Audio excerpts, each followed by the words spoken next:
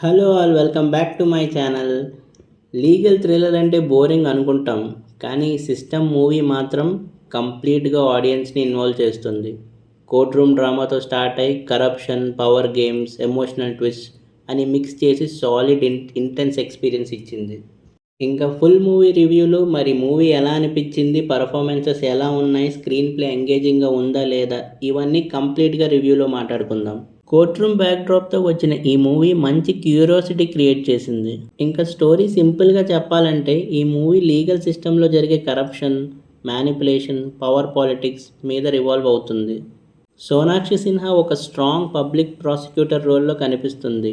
Jyothika character కూడా చాలా important role play చేసింది ఈ స్టోరీలో. ఇంకా ఈ మూవీకి కోర్ట్ రూమ్లో జరిగే ఆర్గ్యుమెంట్స్ అన్నీ మెయిన్ హైలైట్స్ అని చెప్పాలి. ఒక సెన్సిటివ్ కేసు ఇన్వెస్టిగేషన్ టైంలో బయటకు వచ్చే షాకింగ్ ట్రూత్స్, సిస్టంలో ఉన్న లూప్ హోల్స్, పవర్ఫుల్ పీపుల్ ఎలా ఇన్ఫ్లుయెన్స్ చేస్తారు, ఇవన్నీ కూడా మూవీ యొక్క కోర్ మెయిన్ పాయింట్స్. సినిమా కంప్లీట్గా సస్పెన్స్ మెయింటైన్ చేస్తూ ముందుకు వెళ్తుంది. ఎస్పెషలీ సెకండ్ హాఫ్లో వచ్చే ఆ ట్విస్ట్స్ ఆడియన్స్ని బాగా ఎంగేజ్ చేస్తాయి. అండ్ ఇంకా పర్ఫార్మెన్సెస్ వైజ్ ఫస్ట్ పర్ఫార్మెన్స్ గురించి మాట్లాడాలంటే definitely Sonakshi Sinha surprise package అని చెప్పాలి. చాలా కంట్రోల్డ్ అండ్ మెచ్యూర్ యాక్టింగ్ ఇచ్చింది. కోర్ట్ రూమ్స్లో కాన్ఫిడెన్స్ అండ్ ఇంటెన్సిటీ బాగా వర్కౌట్ అయింది. ఇంకా పర్ఫార్మెన్సెస్ వైజ్ అయితే ఫస్ట్ పర్ఫార్మెన్స్ గురించి మాట్లాడాలంటే definitely Sonakshi Sinha surprise package అని చెప్పాలి. చాలా కంట్రోల్డ్ అండ్ మెచ్యూర్డ్ యాక్టింగ్ చేసింది. కోర్ట్ రూమ్ సీన్స్లో కాన్ఫిడెన్స్ అండ్ ఇంటెన్సిటీ బాగా వర్కౌట్ అయింది. ఇంకా జ్యోతిక గురించి చెప్పాలంటే యూజువల్గానే వెరీ న్యాచురల్ పర్ఫార్మెన్స్ ఇస్తారు. ఎమోషనల్ సీన్స్లో అయితే స్క్రీన్ ప్రెజెన్స్ చాలా స్ట్రాంగ్గా ఉంటుంది.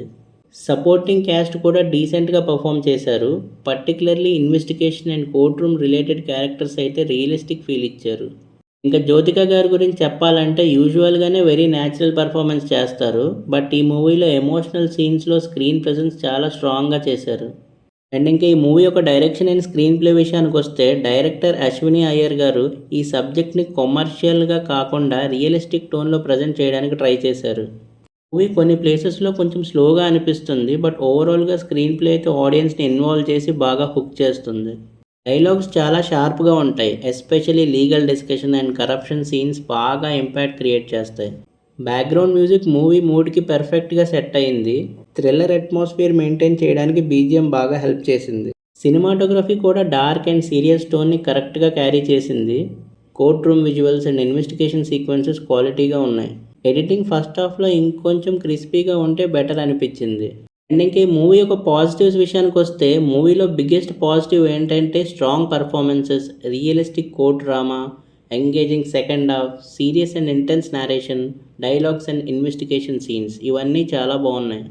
అండ్ ఇంకా ఈ మూవీ యొక్క నెగటివ్స్ గురించి చెప్పాలంటే స్లో పేసింగ్, కొన్ని చోట్ల కమర్షియల్ ఎలిమెంట్స్ ఎక్స్పెక్ట్ చేసే వాళ్ళకి కొంచెం డ్రైగా అనిపిస్తుంది. Few predictable moments. ఓవరాల్గా సిస్టమ్ మూవీ ఒక డీసెంట్ లీగల్ థ్రిల్లర్.